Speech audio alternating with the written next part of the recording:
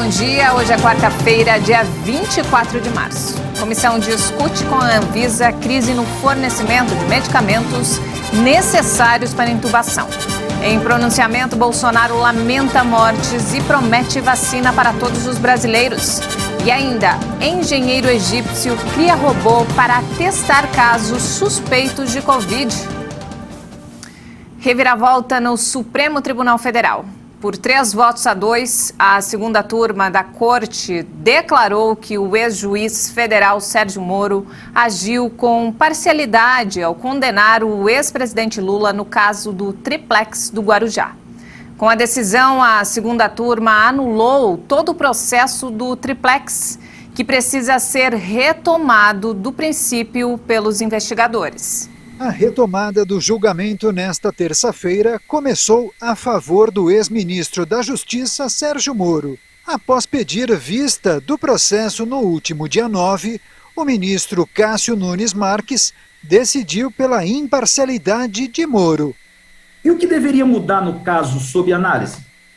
Por ser um habeas corpus extraído da Operação Lava Jato ou por ser o julgamento da suspeição do ex-juiz Sérgio Moro, isso autorizaria uma exceção? Uma mudança no entendimento?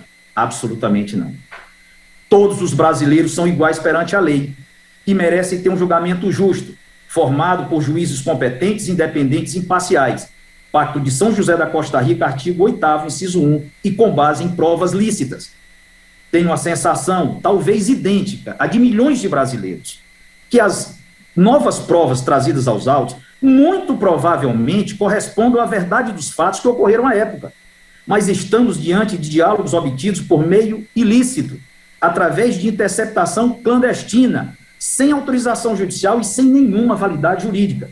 A ministra Carmen Lúcia, que havia votado contra a suspeição em 2018, no início do julgamento, mudou seu voto e virou o placar contra o ex-juiz federal Sérgio Moro no processo de suspeição pelo julgamento em que condenou o ex-presidente Lula no caso do triplex em Guarujá.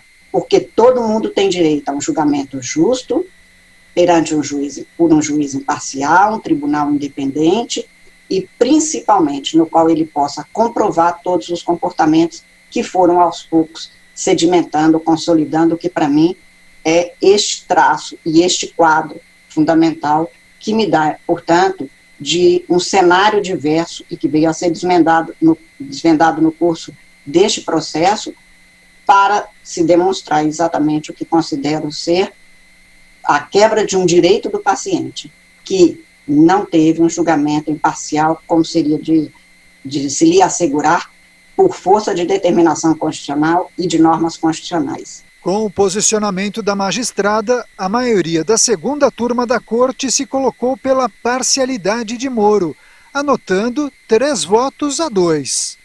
Votaram pela suspeição de Moro Carmen Lúcia, Gilmar Mendes e Ricardo Lewandowski, e contra o relator Edson Fachin e Nunes Marques.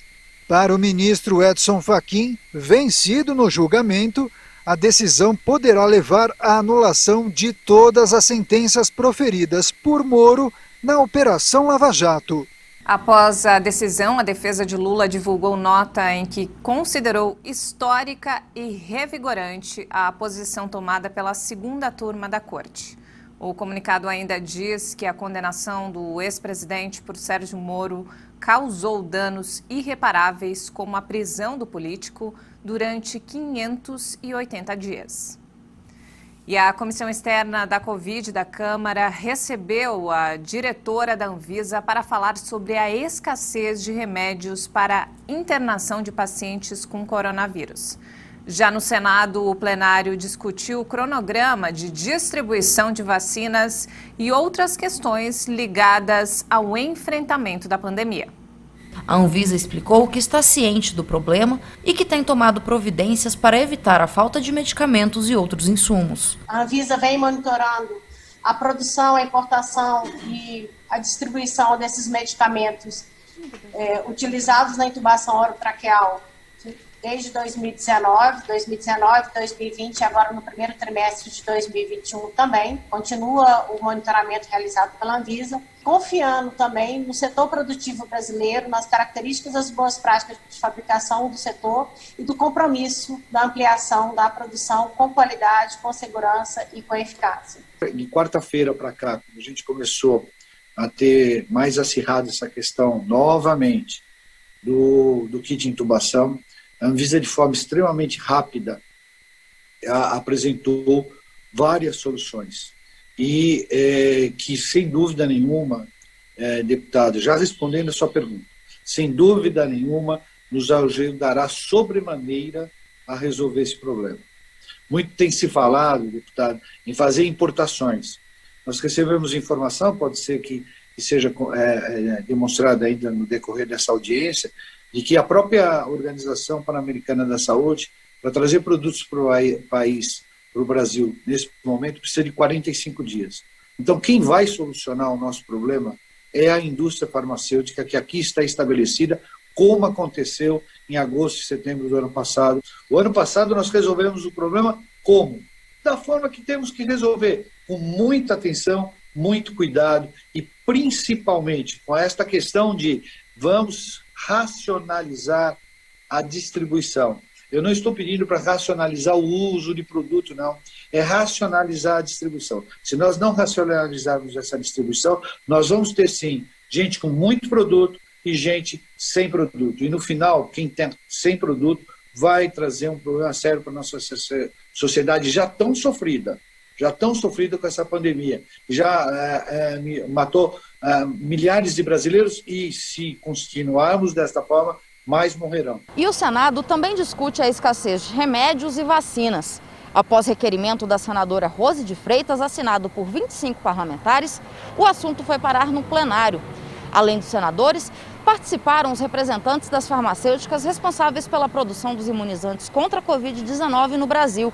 A presidente da Fiocruz participou da reunião e disse que a capacidade de produção de vacinas da Fundação Oswaldo Cruz aumentou com a chegada do ingrediente farmacêutico ativo para produzir até 15 milhões de vacinas e mais 30 milhões posteriormente. O presidente do Senado, Rodrigo Pacheco, alertou, no entanto, que o cronograma de entrega anunciado pelo governo federal diverge do que foi informado pela Fiocruz. Foi uma projeção no cálculo de entrega de 1 milhão de doses dia, só que chegar a esse patamar esbarrou em algumas questões. Primeiro, há um processo para isso. Esse início sempre requer alguns ajustes, né? Também, além disso, essa discrepância, né, que o senhor sinalizou, ela tem a ver com o seguinte: com a chegada do IFA, esse é um ponto, então todas as projeções ele vem por etapas.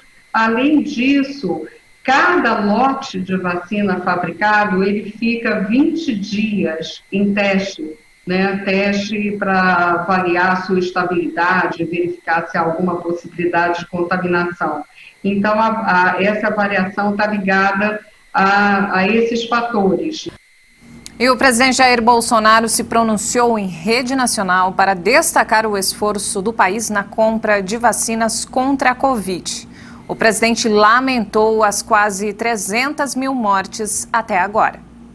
O presidente ressaltou que o Brasil é um dos países que mais compram vacinas no mundo. Quero destacar que hoje somos o 5º país que mais vacinou no mundo.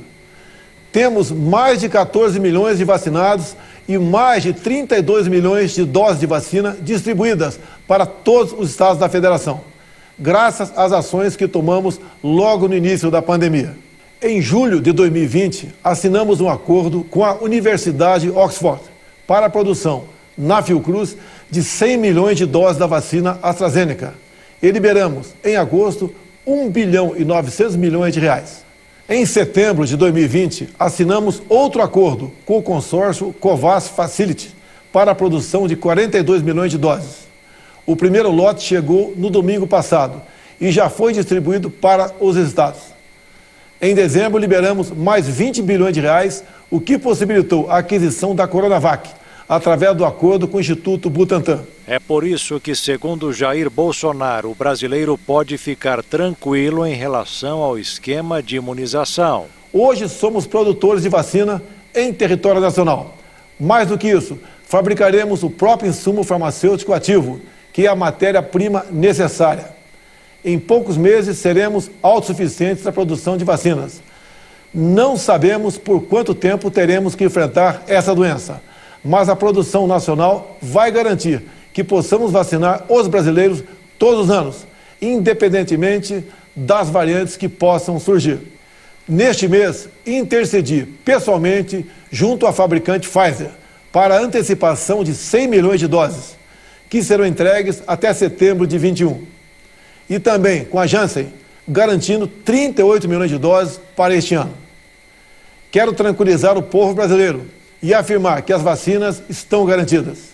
Ao final do ano, teremos alcançado mais de 500 milhões de doses para vacinar toda a população. Muito em breve retomaremos nossa vida normal. Solidarizo-me com todos aqueles que tiveram perdas em suas famílias. Que Deus conforte seus corações. O Brasil registrou um novo recorde de mais de 3 mil mortos pelo novo coronavírus em 24 horas. E nesta terça-feira, o novo ministro da Saúde, Marcelo Queiroga, tomou posse em solenidade privada no Palácio do Planalto.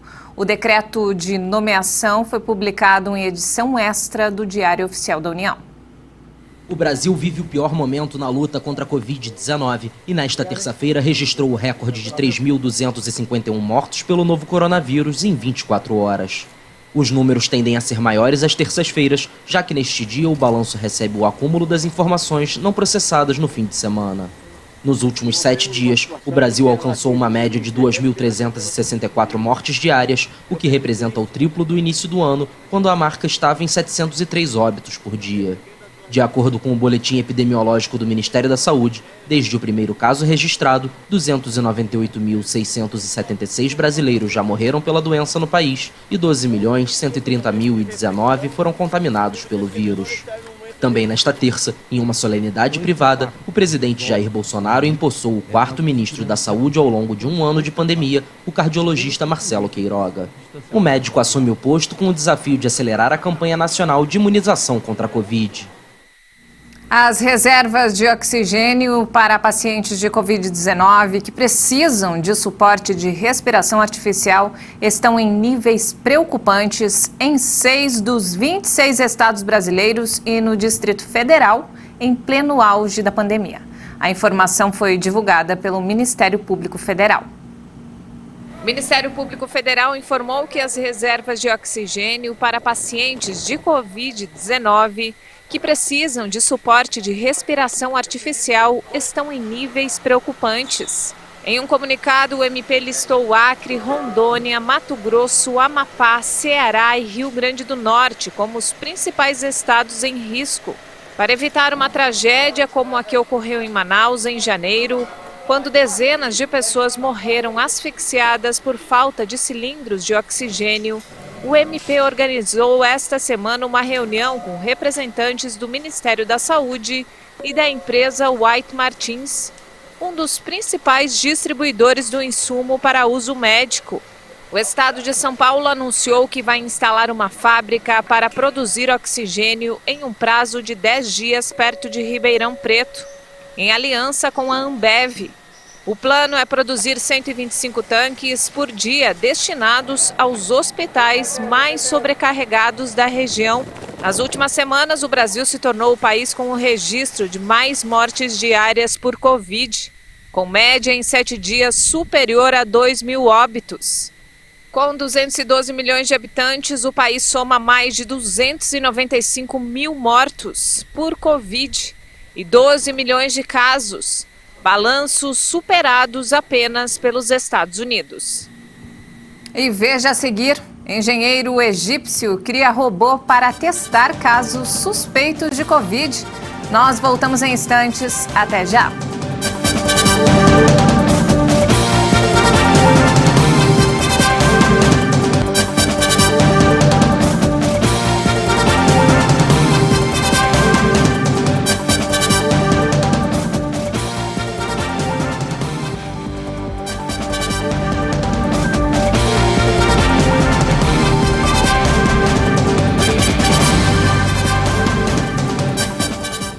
nós estamos de volta, 8h49 e vamos acompanhar a previsão do tempo para todo o país. Nesta quarta-feira, uma grande e forte massa de ar seco ainda vai predominar em várias áreas do país. Por isso, o tempo segue firme, com bastante calor e sem chuva, desde áreas do interior do Nordeste até o leste de Mato Grosso e de Mato Grosso do Sul, Goiás, Distrito Federal e em grande parte da região Sudeste, inclusive nas capitais Belo Horizonte, Vitória e Rio de Janeiro. Por causa do aumento da umidade, até pode chover entre a tarde e a noite, mas de forma extremamente isolada em áreas do extremo sul de Minas e na faixa leste paulista, o que inclui a região metropolitana. As pancadas também devem se concentrar entre a tarde e a noite na maior parte da região sul, incluindo a região de Curitiba, mas na região de Porto Alegre não há condições para chuva. Por causa da infiltração marítima, o tempo permanece muito instável no leste catarinense e pode chover a qualquer hora na região de Florianópolis. Já entre as capitais Salvador e Natal, dia de sol entre algumas nuvens, apenas com chuva passageira. Por causa da aproximação da zona de convergência intertropical, os temporais devem acontecer entre a madrugada e o começo da manhã no estado do Ceará e entre as capitais Teresina, São Luís e Belém. As pancadas serão frequentes no decorrer do dia no estado do Amapá, em Roraima e também sobre Manaus. Já nas demais áreas da região norte, dia de sol, com pancadas de chuva, especialmente entre a tarde e a noite. A mínima prevista em Curitiba é de 18 graus e faz 19 graus pela manhã na região do Rio de Janeiro. Máxima prevista de 30 graus em Brasília, faz 33 graus em Vitória e 27 graus em Porto Alegre. E nos destaques internacionais, pelo visto, o príncipe Harry deixou a fila dos desempregados. Ele conseguiu um emprego como executivo de uma startup no Vale do Silício, nos Estados Unidos. A informação foi confirmada pelo Wall Street Journal. Sem títulos oficiais na monarquia britânica, mas com um emprego novo nos Estados Unidos. Nesta terça-feira, a startup de coaching BetterUp confirmou que o príncipe Harry da Inglaterra vai assumir a função de diretor de impacto. De acordo com uma postagem da empresa com sede na Califórnia, o Duque de Sussex continuará a fazer o trabalho que desempenha há anos, de educar e inspirar a comunidade e promover a importância do treinamento preventivo em saúde mental. A BetterUp emprega mais de 270 pessoas e coordena uma rede de cerca de 2.000 coaches ou conselheiros para clientes como NASA, Chevron e Warner Media, entre outros. A empresa se apresenta como líder mundial em coaching, consultoria e mentoria de aplicativos móveis. Fundada em 2013, a BetterUp foi avaliada em mais de 1,73 bilhão de dólares no fim de fevereiro, alcançando o nível de startup unicórnio, empresa de tecnologia que vale 1 bilhão de dólares sem abrir o capital. E olha só que bacana, um engenheiro egípcio criou um protótipo de robô humanoide para tratar pacientes de Covid-19 em um hospital privado no Nilo do Egito. O engenheiro mecatrônico Mahmoud El-Komi testa um protótipo de robô controlado remotamente para ajudar os médicos a realizarem testes em pacientes suspeitos de coronavírus e, assim, tentar diminuir a contaminação das equipes de saúde. O robô tem a capacidade de medir a temperatura, fazer o reconhecimento facial e realizar exames de PCR, um dos testes mais precisos para a detecção da doença, mas que exige o recolhimento de uma amostra da saliva do paciente. O protótipo está sendo testado em locais públicos, como hospitais e shopping centers. Uma das ações desenvolvidas pelo robô é a identificação das pessoas sem máscara, através de leitura facial e alerta sobre a necessidade do uso do equipamento de proteção para frear a propagação da Covid-19. A NASA anunciou que se prepara para a primeira tentativa de voo de um dispositivo motorizado em outro planeta no início de abril. O helicóptero Ingenuity, semelhante a um grande drone, está dobrado e acoplado à parte inferior do rover Perseverance, que pousou em Marte no mês passado. Nossa melhor estimativa de quando o voo poderia acontecer não é antes de 8 de abril. Mas as coisas são fluidas, como disse. Somos guiados pelos eventos e experimentos, o que poderia mudar em alguns dias. Mas esse é o melhor palpite que temos agora, 8 de abril. Se o experimento for bem sucedido, será uma façanha, porque o ar marciano tem uma densidade equivalente a apenas 1% da atmosfera da Terra. Estamos agora no processo do rover nos levar a um local, que será o nosso aeródromo. Haverá uma longa sequência de 10 dias de desdobramentos cuidadosos e críticos. E então haverá a alocação do helicóptero na superfície e uma primeira exposição à luz solar, quando temos que carregar as baterias. Sem fazer mais parte do rover e conectados com segurança, estamos completamente por conta própria, autônomos, esperando para receber comandos. Espera-se que o primeiro voo seja simples. Após decolar verticalmente, o helicóptero vai voar a uma altitude de 3 metros, pairar ali por 30 segundos e fazer uma curva antes de pousar no solo novamente. O dispositivo vai receber instruções da Terra algumas horas antes, mas vai analisar sua posição em relação ao solo durante o próprio voo, tirando 30 fotos por segundo. O programa desse helicóptero custou à NASA cerca de 85 milhões de dólares. No futuro, esses dispositivos podem ser cruciais para a exploração de Marte, sendo capazes de ir onde os rovers não podem, como os desfiladeiros. E não temos mais tempo, essa edição fica por aqui. Eu volto daqui a pouco às 10 da manhã. Até já!